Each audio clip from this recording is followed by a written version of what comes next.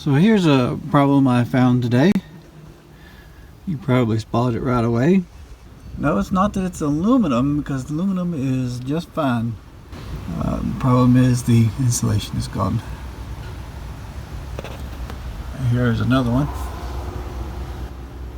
These are currently not hooked up at all. Here's the things for them pulled out. And wire down here on the ground. The air unit is not here now.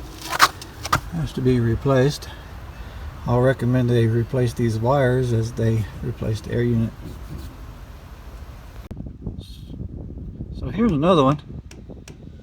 This one is pulled. As you can see, that yellow in there.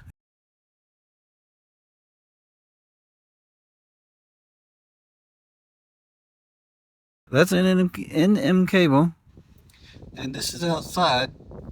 And even though it's in some conduit, flex, that is still a wet location.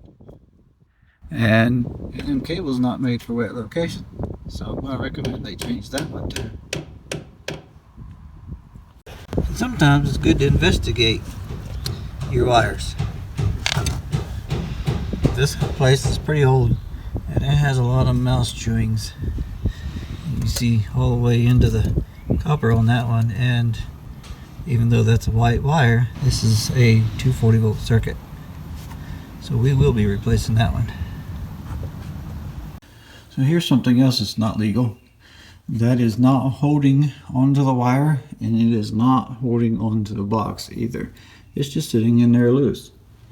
I do not know how this passed inspection the first time, but we're going to take and put a split clamp on there so it actually holds the wire. And you can also see this insulation is outside of the box. It has to be a 1/4 inch inside the box. So we'll fix that one.